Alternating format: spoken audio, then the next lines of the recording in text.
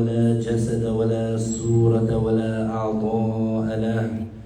كان الله ولا مكان، فهو الآن على ما عليه كان. فلا تضربوا لله الأمثال، ولله المثل الأعلى. تنزه ربي عن الجلوس والقعود، وعن الحركة والسكون، وعن الاتصال والانفصال. لا يحل فيه شيء ولا ينحل منه شيء، ولا يحل هو فيه شيء، لأنه ليس كمثله شيء. مهما تصورت بذلك فالله لا يشبه ذلك. ومن وصف الله بمعنى من معاني البشر فقد كفر.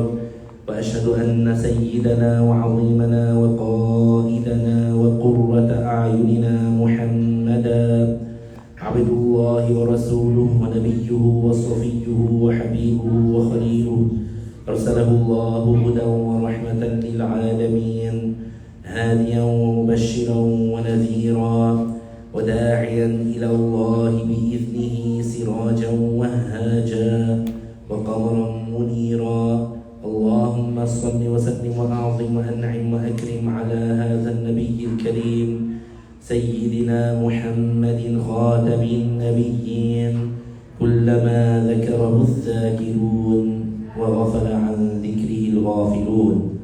الصلاة والسلام عليك يا سيدي يا رسول الله، الصلاة والسلام عليك يا سيدي يا حبيب الله، الصلاة والسلام عليك يا سيدي يا عظيم الجاه. I praise Allah, I glorify Him, and I thank Him for all the blessings that He gives without Him being obligated. And I ask Allah to raise the rank of our beloved Prophet Muhammad sallallahu alayhi wa sallam, and to protect His Muslim nation. I testify no one deserves to be worshipped except Allah, the one without a partner, the one without an equal, the one without a similar, the one who is unlike anything in the universe, and nothing in the universe is like Him. He has no father, no mother, no sister, no brother, no son and no daughter. He exists without time and place because He is the creator of time and place. He does not reside above the throne, and He is not attributed with fatigue like the Jews say. Our Lord is glorified beyond any imperfection that the non-Muslims attribute to Him. Whatever you imagine in your mind, Allah Ta'ala does not resemble that, and whoever attributes an attribute of the creations to Allah is outside of Islam. And I testify that Muhammad sallallahu alayhi wa sallam, the son of Abdullah, the son of Abdul Muttalib, the son of Hashim, the son of Abdul Manaf, from the tribe of Quraysh, is the best creation of Allah and His final prophet and messenger sent to all humans and jinn. And He is truthful about everything He conveyed of the revelation. Thereafter, remind ourselves to have the sincere intention for the sake of Allah in attending this session of Islamic knowledge. So we are grateful to Allah that we have been guided to Islam, because Islam is the only true religion, it is the only correct religion, it is the only valid religion, it is the only religion accepted by the Creator of the universe. And we are grateful to Allah that we have access to the knowledge of Ahlul Sunnati wal Jama'ah, which is the saved group. Yani, it is the people who they rightfully affiliate themselves to Islam, and they have the same creed as the Prophet sallallahu alaihi wasallam and the companions. Just as the Prophet sallallahu alaihi wasallam told us about in the hadith, in the confirmed hadith, that those who affiliate themselves to Islam split up into 73 groups. All of them will be in hellfire except for one. And when he was asked who that one was, he said, Al-Jama'ah, in one narration, the congregation.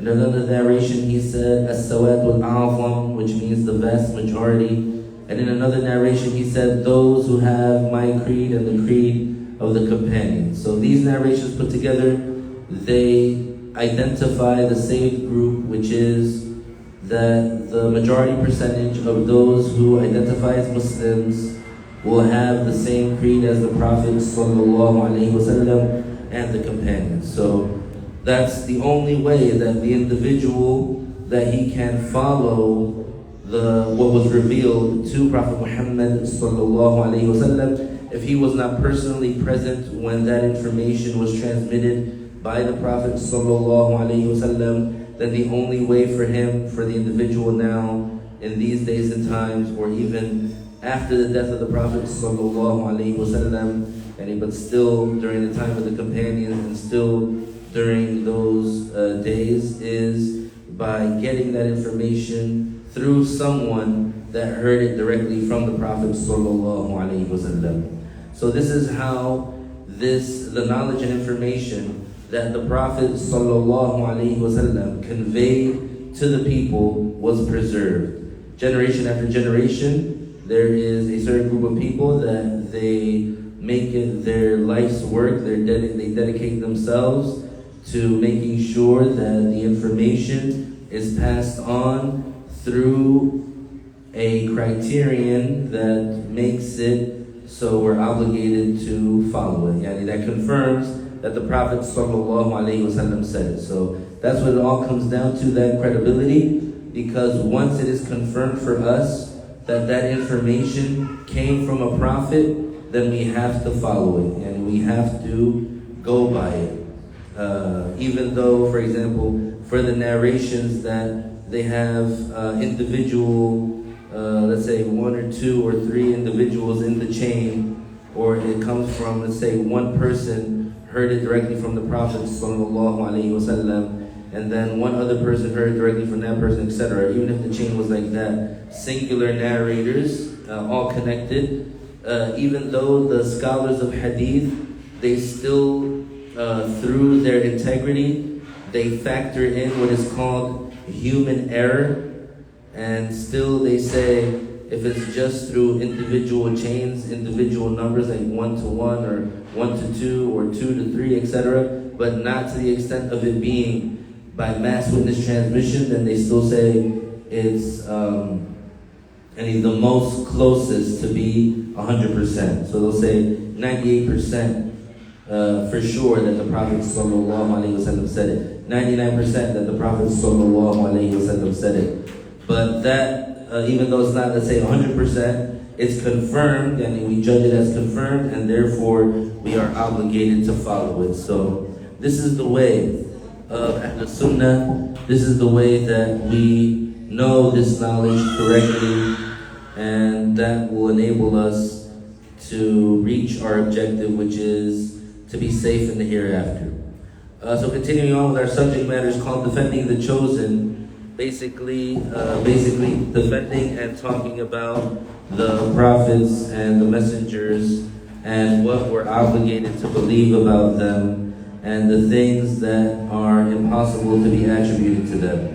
And this is important because that's how we judge the information to be credible, because of that person, that prophet, who conveyed that information to us, the information that there's no way we can discover it or figure it out just by using deductive reasoning, or just by using, let's say, what we observe with our senses. There's no way that we can know about paradise and hellfire just by using our senses. There's no way that we can know about paradise and hellfire just by deductive reasoning. There's no way that we can know about the existence of angels through deductive reasoning or through the senses, etc. We have to, this information, the unforeseen, it has to be passed on to us and it has to be told to us. And who is the one that reveals that information? Allah. And who does He reveal it to? He reveals it to the chosen ones, yani the prophets. These perfect men that they were protected from anything that would tarnish their credibility. They are protected from blasphemy, they're protected from enormous sins, they're protected from small abject sins, they're protected from any character flaws that repel people away, they're protected from any physical flaws or any physical deformation or any physical imperfection that would repel people away. They had the perfect physical bodies, they had the perfect character, they were eloquent, they were the most eloquent, they were the most intelligent. All these things, and we have to believe them about the prophets. So we mentioned most of these things. We talked about that the prophets, that they are all, it is necessary that the prophets are attributed with above average intelligence. It's necessary that the prophets are attributed with integrity and dignity, and that they are clear of any type of low life characteristic. For example, like none of the prophets ever use vulgar language, profanity. You know how some people, they curse left and right, they say the F word, they say the S word, they say the B word every other sentence, and that's repelling. So the prophets, they don't do that. Also, they don't, for example, steal lustful glances at someone who is forbidden for them to look at lustfully, etc. And the prophets also, they're protected from lying and from betrayal, and from cowardice. So none of the prophets ever lied, not even once. None of the prophets ever were cowards. None of the prophets ever betrayed anyone. Also, all the prophets are attributed with eloquence. So all the prophets, they are eloquent. There is no one among the prophets who would have a speech impediment or some sort of slowness in his tongue that would make him not be understood by those who he's speaking to. So there is no prophet that stuttered. There is no prophet that had a lisp. There is no prophet that switched one letter for another letter, like the one who pronounces the sin as a tha. So, for example, there's no prophet that pronounced the letter sin as a letter tha. And there's no one among the prophets that was not able to speak clearly. So all the prophets, they were eloquent and they were articulate and they were able to speak clearly. As for what happened with Prophet Musa alayhi salam, which is that the Pharaoh, when Prophet Musa alayhi salam was a baby, the Pharaoh suspected that baby Musa alayhi salam, that he was doing things against him on purpose. There were certain things that would happen, and the Pharaoh, he suspected that baby Musa was doing it on purpose. So his wife, Pharaoh's wife, Lady Asiya, who was a Muslim woman, and during the laws back then, it was permissible for a Muslim woman to be married to a non-Muslim man. As for the laws of Prophet Muhammad sallallahu alaihi wasallam, it is not permissible for a Muslim woman to be under a non-Muslim man. So if a Muslim woman, she wants to marry a man and he happens to be non-Muslim, then that man, he has to actually embrace Islam, convert to Islam, and then they can do the marriage contract. But besides that, or before that, the marriage contract would not be valid. But in the times of the Pharaoh, the Islamic law that was revealed back then, it was allowed for the Muslim woman to marry the non-Muslim man. So the Pharaoh, his wife was a righteous Muslim woman, and when finally when he found out that she was Muslim, that she did not worship him, he tortured her to death.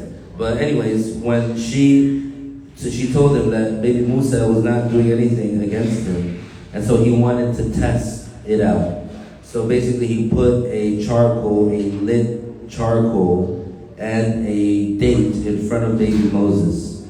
And so baby Moses, he picked up the charcoal and he put it in his mouth.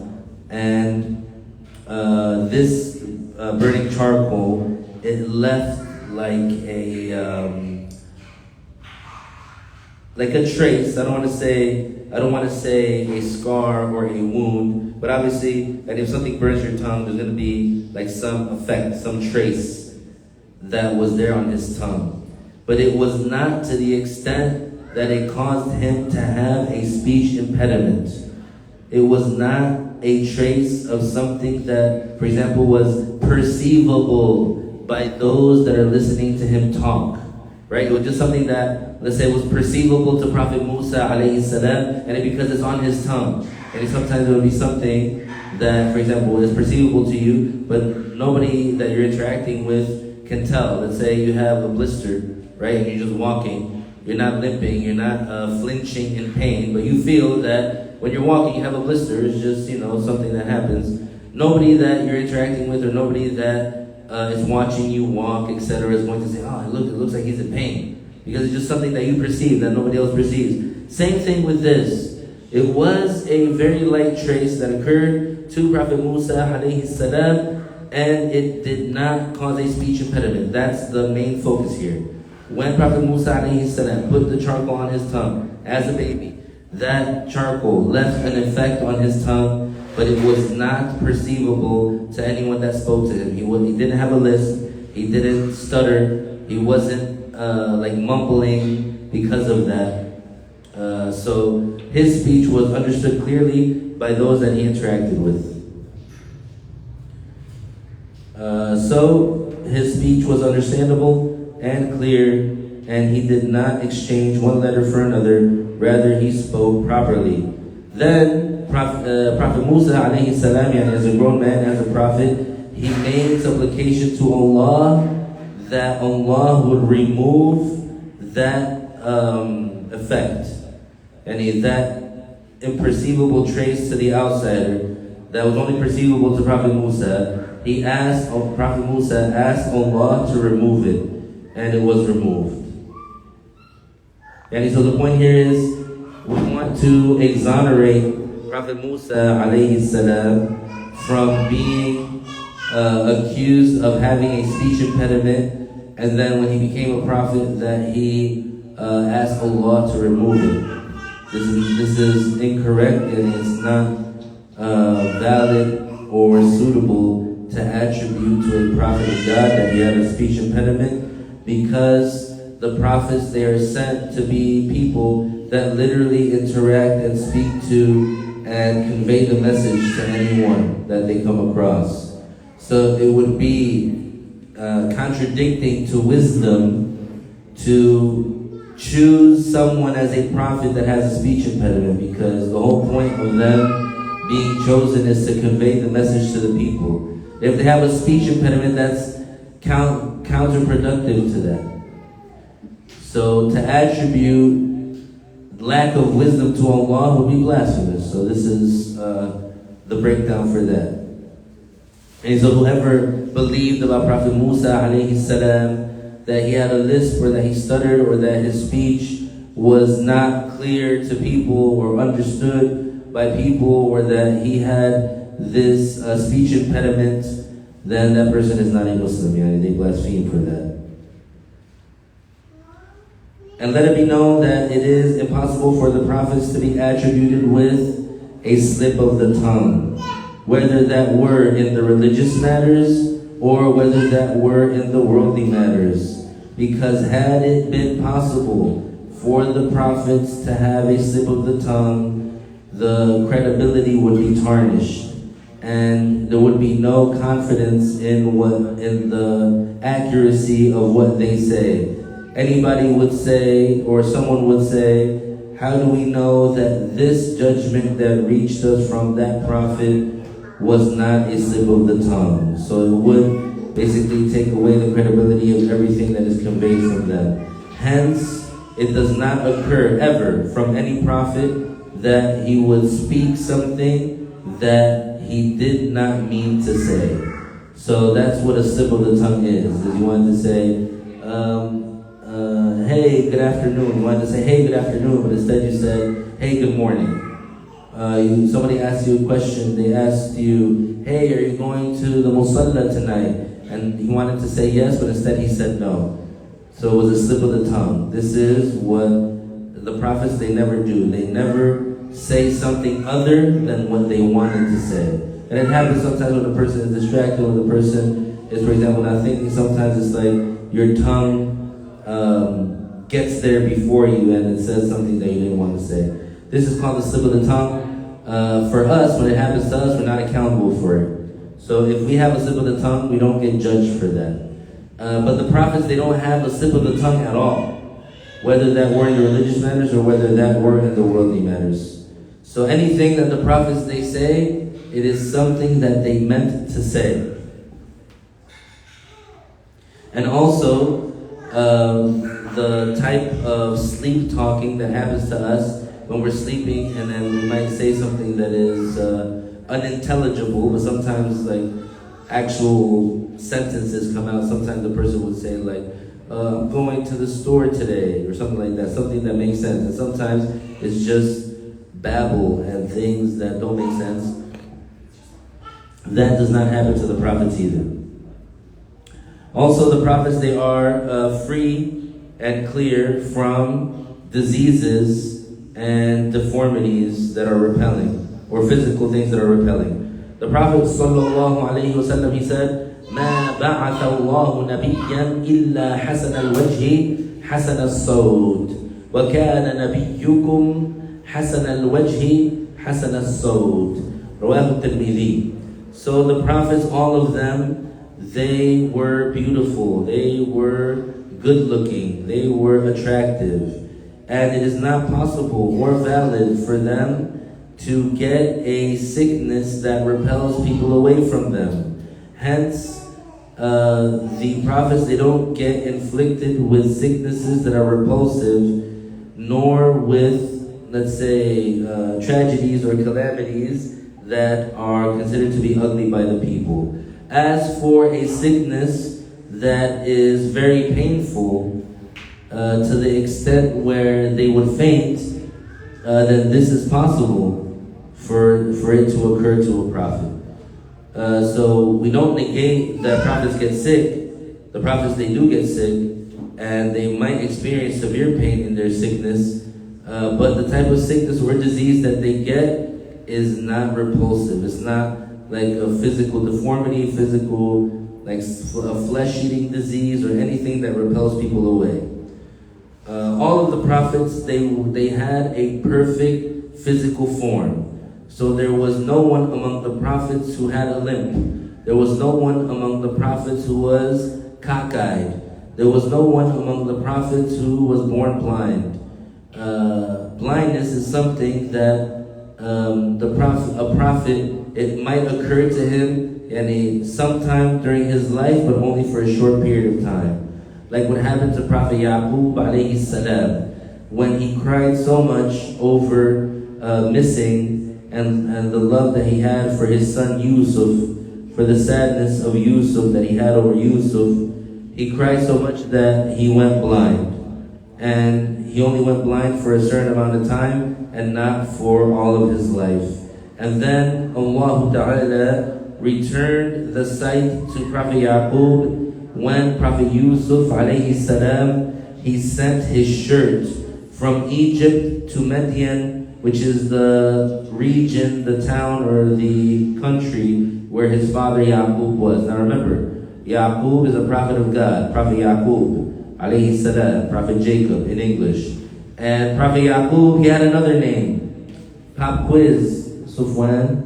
What is Prophet Yaqub's other name? In English, and yeah, his other name that he's known by. Yes, well, he had another name besides Jacob. He had 12 sons. What was his other name? No.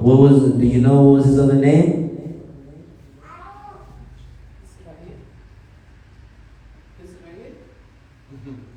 But I'm asking the young guys. Oh, you guys are going to have to do some push-ups for that one. No less than 20. Israel. Prophet Yaqub, his name is Israel. His other name is Israel. Prophet Jacob, his other name is Israel.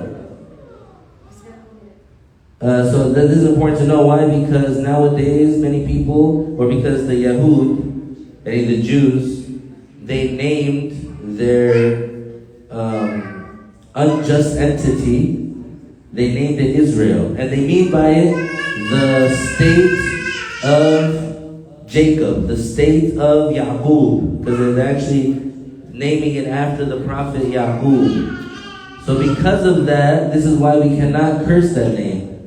We cannot curse the name Israel because the Jews, they mean by it the state, the country, the state of Jacob, Prophet Yaqub alayhi salam, who is the father of Prophet Yusuf and the father of Binyamin and the father of the 10 brothers who did the injustice to Yusuf. And from those 10 brothers and from Binyamin and Yusuf, the children of Israel came. So basically that's the origin of the children of Israel, Banu Israel. Banu Israel, yani Banu Yaqub. The children of Israel, yani the children of Jacob.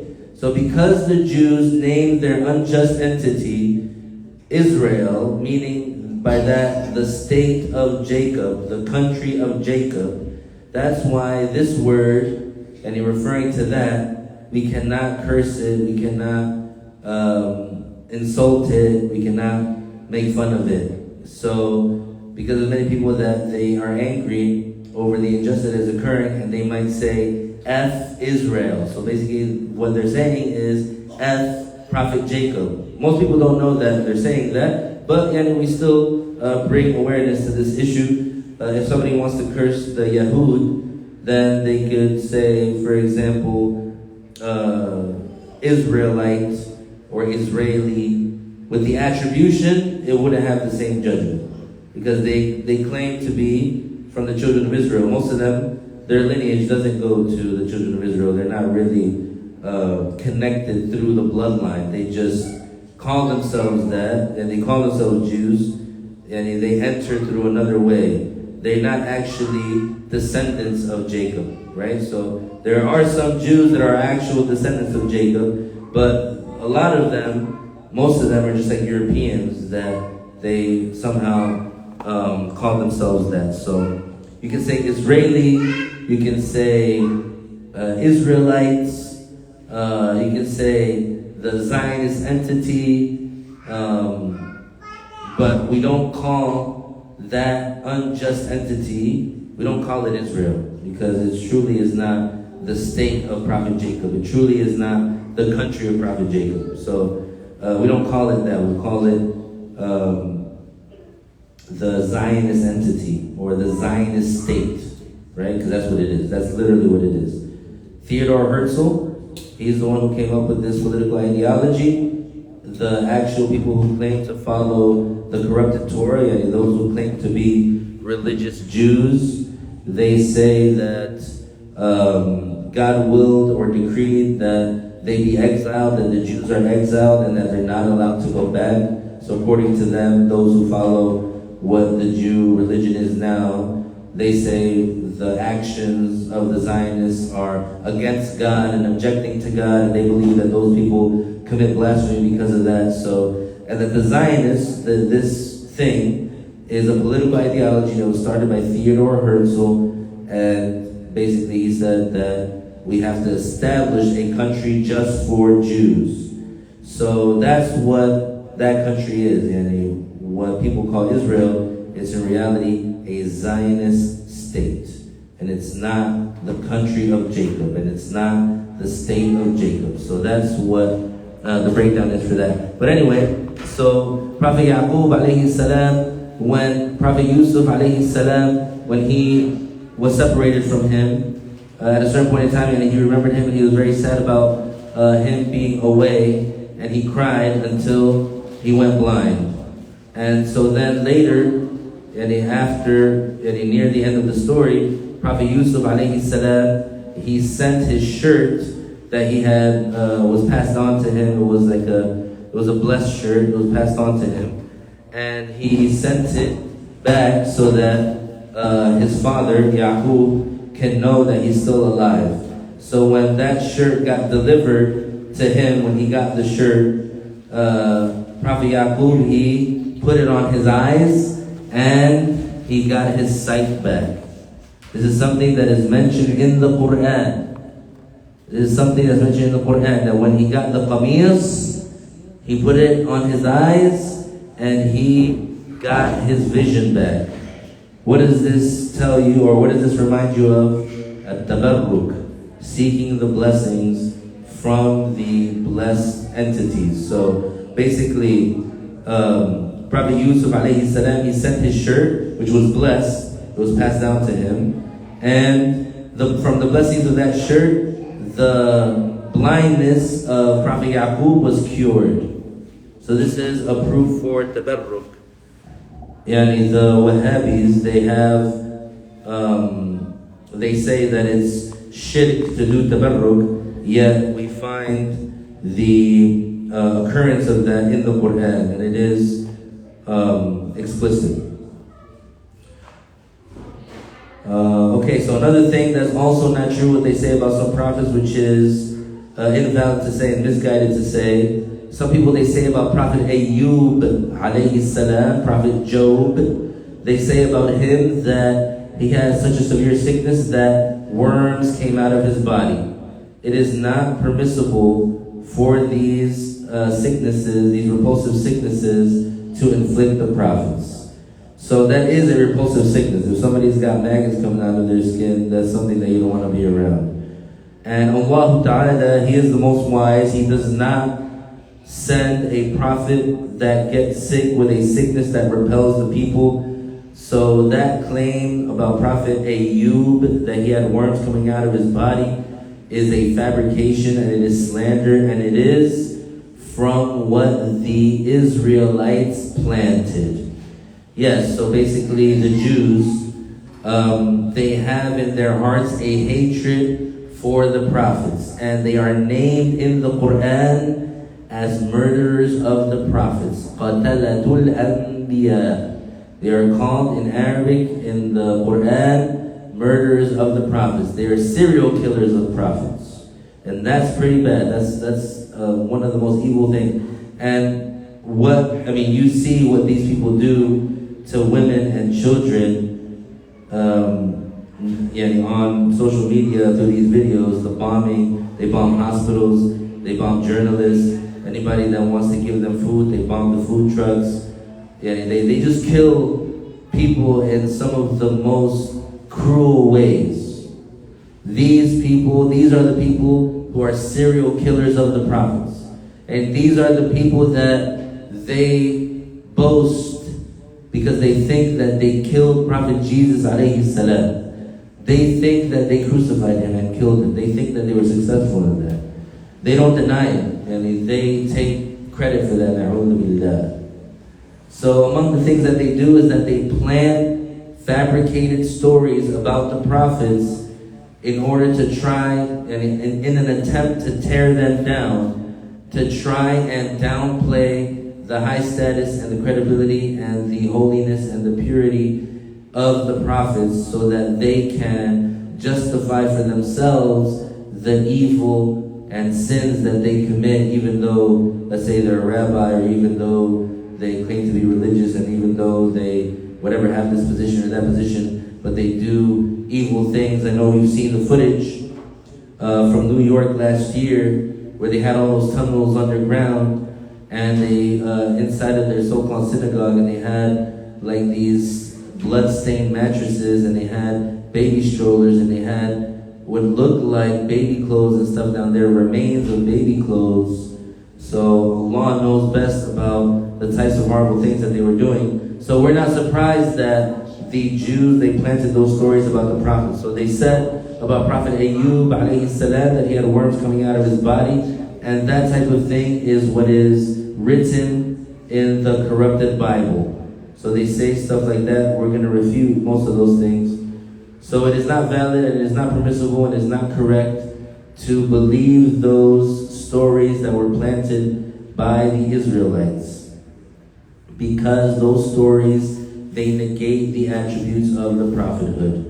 So detail about this, if there was a person who did not think that the maggots coming out of the skin or the worms coming out of the body of Prophet Ayyub, they did not perceive that to be repulsive.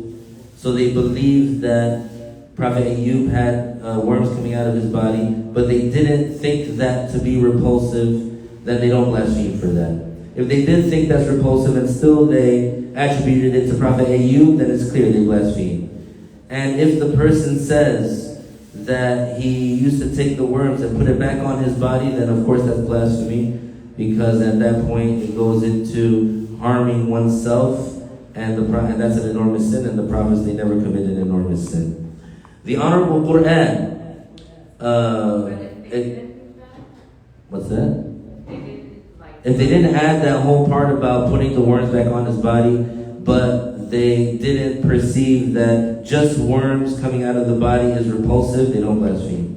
No, not putting the worms back in the body, they didn't feel that was I never heard that. But that for sure that's blasphemy. No doubt about that one. So the Quran exonerates those prophets. And what is confirmed in the Quran about Prophet Ayyub alayhi salam is that he was harmed in his body. Yani that he was very sick. But for sure we know that it is not a sickness that is repulsive. And so it is necessary to interpret the verses of the Quran according to what befits the office of prophethood, that it was a calamity and a natural harm. And the reality of the matter is that it was severe on him, because the prophets, they're the ones who get the hardest worldly calamities. But then afterwards, because of his patience and because of his high status and the way that the story happened, Allah Ta'ala cured him from that. And so the harm that occurred to Prophet Ayyub alayhi salam, as is clear from the verses of the Quran, is that it happened to his physical body and to his family. And that is a type of harm that occurs to the regular humans, and it occurs to the prophets alayhi salam. So the prophets, they do get sick with a sickness, just as they do experience death, and there is no tarnishing of their status, and it's not a type of like defect that negates the office of prophethood, because they're human, so they do get sick, but it's not a repulsive sickness, and they're human, so they do experience death. So it doesn't take away from their status. The prophets, they are the people that receive the most calamity, just as the Prophet ﷺ explained. Now we're going to talk about what is called the permissible forgetting that some prophets might experience. As for the permissible forgetfulness upon the prophets, it is like saying Assalamu alaikum from 2 rak'ahs for a 4 rak'ah prayer, just as it occurred with the Prophet ﷺ. It has been narrated that it was said to him, "Did the prayer get shortened, O Messenger of Allah, or were you made to forget?" And so the Prophet ﷺ responded to them, that didn't happen. And then he asked the companions, "Did this companion, is he telling the truth?" And they said yes, because they were praying a 4 rak'ah prayer, and in the second rak'ah, the Prophet ﷺ said Assalamu alaikum, like as if finishing the prayer. So one of them spoke up, one of the companions spoke up, and he said, "Did the prayer get shortened, or were you made to forget?" And so the Prophet ﷺ, he said that didn't occur. And then he asked the rest of the companions, is he correct? And they said yes. And so the Prophet ﷺ stood up and he finished the 2 rak'ahs. This is narrated by Muslim. And Nawawi, he explained it. He said the Prophet ﷺ, he prayed the Asr prayer, and he said Assalamu alaikum from 2 rak'ahs. And then a companion known as Dhul Yadayn, because he had very long hands. And in another narration, it was the Dhuhr prayer. And the meticulous scholars, they said there's 2 separate cases. So the Prophet ﷺ, he said the salam, and in one of the occasions he entered his home, and so one man came to him named Al-Khirbaq, and he said, "O Messenger of Allah," and he mentioned what he did. And another narration, it is said that he said as-salam from 3 rak'ahs of the Asr, and then he got up and entered his room, and a man with long hands came and said, "Is the prayer shortened?" And in the occasion of Imran, and in this other narration, it was a 3rd case in another day, and Allah knows best. So basically, the Prophet ﷺ, he, let's say, forgot that he was in that, in the rak'ah that he was in. And so when he said, كُلُّ ذَلِكَ لَمْ يَكُنْ There's two ways to explain it. One of them is that it means it wasn't these two things together, so it doesn't negate the occurrence of one or the other. And the second, which is what's correct, is that it means it wasn't this or that, as I presume. The Prophet ﷺ, he's saying, my thought or my assumption, my presumption is that it's neither this or that. Rather, my presumption is that I completed the prayer 4 rak'ahs. And so, then once the Prophet ﷺ then asked the companions, and he remembered that he did actually, and he forget to do the other rak'ahs, and so he went back and he did the rest of the rak'ahs. And so it was, from this we get the rule of if you say Assalamu alaikum and then a short time passes, and not a long time passes, and then you realize that it was the wrong rak'ah, you just go back and you continue.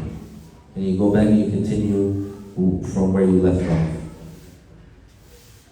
And so they said that in this hadith is evidence that if someone makes a lot of moves or takes a lot of steps in the prayer absent-mindedly, it doesn't invalidate the prayer, just as absent-mindedly if he speaks, it doesn't invalidate the prayer. So basically, the rule is, if let's say you said Assalamu alaikum in the second rak'ah, and then you're praying dhuhr, and then you stand up and you walk away, you turn away from the qibla, you might have a short conversation with someone, but then you remember on your own, let's say, that you said Assalamu alaikum too early, you just go back and continue.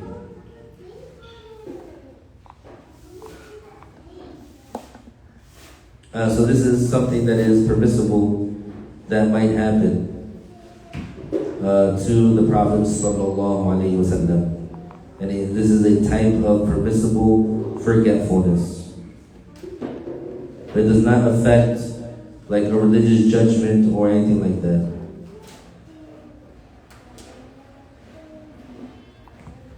Another type of permissible forgetfulness that might occur is that the Prophet ﷺ, after conveying the meaning or after conveying a verse of the Quran, so let's say the Prophet ﷺ received the revelation, and so he conveyed what was revealed to him. So he got the revelation, the ayah, and then he conveyed it to someone, and he conveyed it to the people.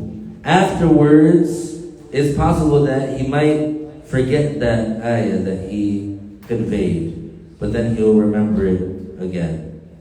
So if there is any forgetfulness like that happens of the Quran, it always is after conveying it. So the Prophet ﷺ never forgets any verse of the Quran before conveying it. As for after conveying it to the people, he might forget some of it for some time, but then he remembers. Also, is it possible for the prophets to be attributed with insanity? So the prophets, they never go insane. As for fainting, it's permissible and it is valid. It might happen to a prophet. And it's confirmed in the Sahih Hadith that the Prophet ﷺ used to faint from the severity of the pain of the sickness that led to his death. And so then water would be poured on him and he would wake up. Also, we exonerate and absolve the prophets from being affected in their hearts or their minds by sorcery. So among what is impossible to attribute to the prophets is that their minds or their hearts would be affected by sorcery. It is not permissible to believe that the Prophet ﷺ was affected by sorcery in his mind. Even if whoever said it, and we don't pay any attention to anyone who said that the Prophet's mind was affected by sorcery. As for the effect of sorcery on the body of the Prophet ﷺ, some scholars said it is permissible because it is narrated that a Jew performed sorcery upon the Prophet ﷺ, and so the Prophet ﷺ felt pain from that, without that sorcery affecting his heart or his mind.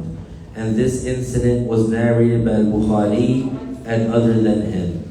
And of course it would be blasphemous if someone thought that sorcery affects the mind or the heart of the Prophet ﷺ. Al-Qadi Iyal, he said in clarifying this case in a proper way, he said, the sorcery, it only affects the body and the limbs, and it does not affect the mind or the mental capability or the creed. Al-Razi in his tafsir, he said, as for what is narrated from Wahab, that they supposedly bewitched the eyes of the people, and that supposedly they bewitched the eyes of Moses alayhi salam, to the extent that that it was perceived by him that he saw something that wasn't there, and they used the ayah فَلَمَّا أَلْقَوْا سَحَرُوا أَعْيُنَ النَّاسِ, and also the ayah يُخَيَّلُ إِلَيْهِ مِنْ سِحْرِهِمْ أَنَّهَا تَسْعَى. Al-Razi said, what they said is not valid because during that time was the time of showing the miracle and the evidence to remove the fallacy and to remove the fake thing that the sorcerers were doing. So if it was the case that Prophet Musa was bewitched to the extent that he can't tell if what he's seeing is real or not, then he would not have been able to show the miracle. And so we see from this that what those people said is incorrect and invalid. So then what is meant, or the meaning of those verses, is that had it not been for Prophet Musa alayhi salam knowing that those things that the sorcerers are doing are not real, he would have thought that those ropes were moving. So basically what happened is that the Pharaoh, he had challenged Prophet Musa alayhi salam in front of the people, in front of a large audience, and the Pharaoh, he brought some sorcerers. Those sorcerers, they did some sorcery that made the people think that those ropes that they threw, that they were snakes moving around, slithering around. So they bewitched the eyes of the people. They made these people, for lack of a better word, they made these people like hallucinate that was happening. And so what is said about Prophet Musa alayhi salam in the ayat, the meaning of it is, had it been the case that Prophet Musa alayhi salam did not know the reality of those sorcerers and that what they do is an optical illusion and sorcery and that it's not real, he would have thought that those were ropes that were moving like snakes. But since he knows the truth, since he's a prophet, he knows that what they are doing is not that. So he was not, let's say, bewitched in his eyes, because it is not permissible and it would be blasphemous to attribute that to a prophet.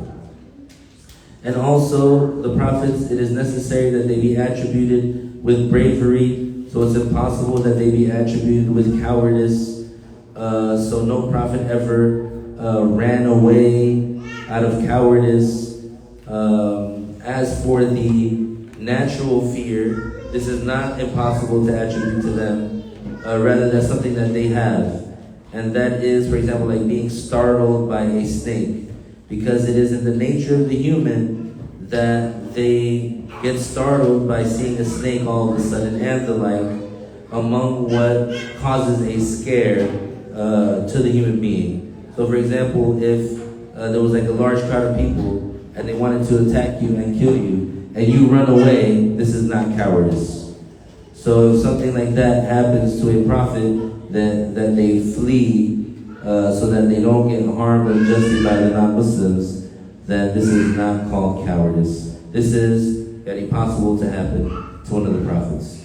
Here we have an important note. It is never said about a prophet that he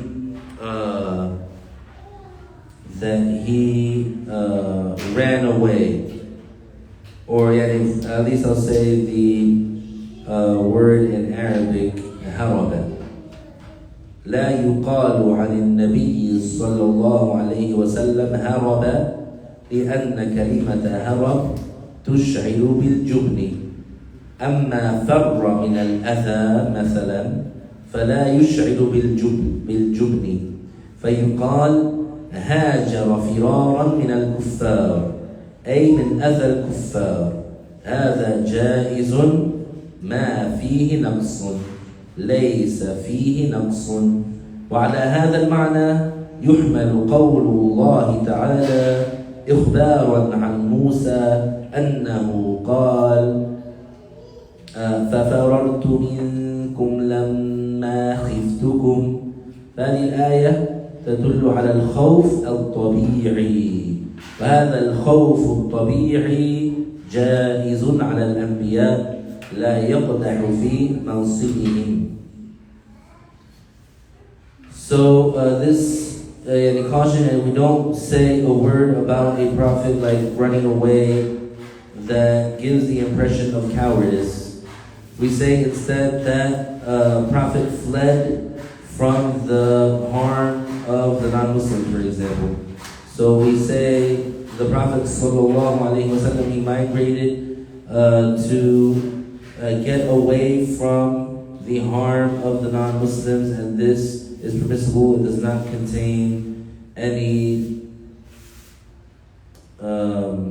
taking away from the status of prophethood. And upon this meaning is how the ayah 21 is interpreted. Ayah 21 of Ash-Shu'ara is interpreted about Prophet Musa alayhi salam, that he fled from the non-Muslims, and it's so that they would not harm him. So he went away from the non-Muslims so that they would not harm him. And prophethood is not valid for someone that does vile actions. Allah Ta'ala does not choose for the office of prophethood except someone who is clear from abject and vile actions, like fornication, like betrayal, like foolishness, like stupidity, like dullness. Hence, the one who had those issues or had those types of characteristics is not suitable for prophethood, even if he clears himself of those attributes after doing them. And if someone, they had committed fornication, but then they reform themselves and they fix themselves and they repent from that, and they're not eligible to become a prophet. Once you know this, then you know that it is not valid or permissible or suitable, that prophethood is not suitable for the brothers of Yusuf, the 10 brothers of Yusuf, those who did those vile actions. And they are those 10 other than Binyamin, because Binyamin was young at that time and he did not participate with them in their vile actions of hitting Yusuf alayhi salam and throwing him in the well to get rid of him. And also they did a blasphemous thing too, which is that they judged their father as a fool, and that is blasphemy. From those 10 brothers, they said,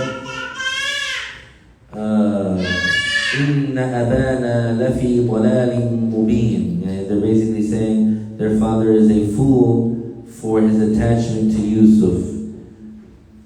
And so the verse of the Quran 163 from Surah An-Nisa, وَأَوْحَيْنَا إِلَىٰ إِبْرَاهِيمَ وَإِسْمَاعِيلَ وَإِسْحَاقَ وَيَعْقُوبَ وَالْأَسْبَاطِ وَعِيسَى وَأَيُّوبَ وأيوب ويونس وهارون وسليمان وآتينا داود زبورا.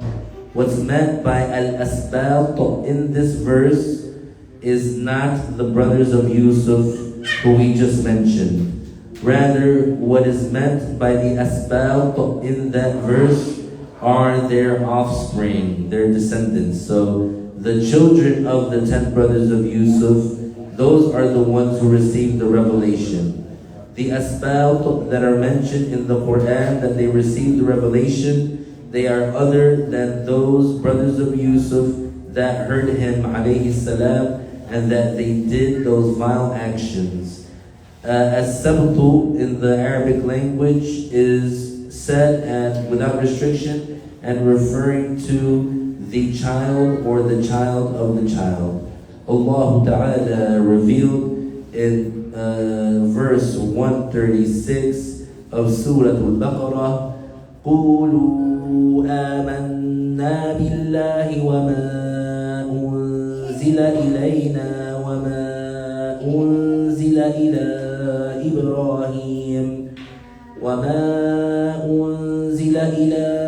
إِبْرَاهِيمَ وَإِسْمَاعِيلَ وَإِسْحَاقَ وَيَعْقُوبَ وَالْأَسْبَاطِ وَمَا أُوتِيَ مُوسَى وَعِيسَى وَمَا أُوتِيَ النَّبِيُّونَ مِنْ رَبِّهِمْ لَا نُفَرِّقُ بَيْنَ أَحَدٍ مِّنْهُمْ وَنَحْنُ لَهُ مُسْلِمُونَ. So al-asbat there is referring to the children of Jacob. Yeah. So those 10 brothers of Yusuf had children, and from those children they received prophethood. But the 10 brothers themselves, they did not receive prophethood. And Allah Ta'ala knows best. The next chapter is pertaining to the number of prophets and messengers that were sent to this earth and the details related to that.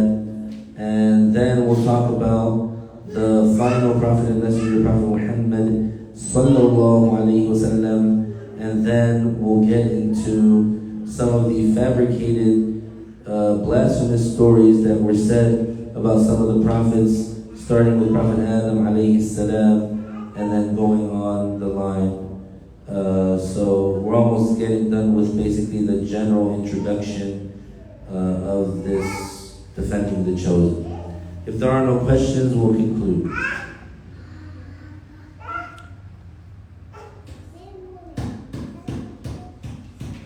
Anybody over there?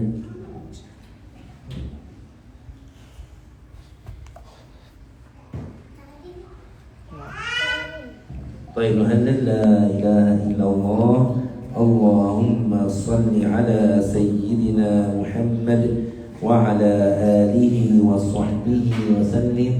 رب اغفر لي وللمؤمنين والمؤمنات وبارك الله فيكم. السلام عليكم. Yes.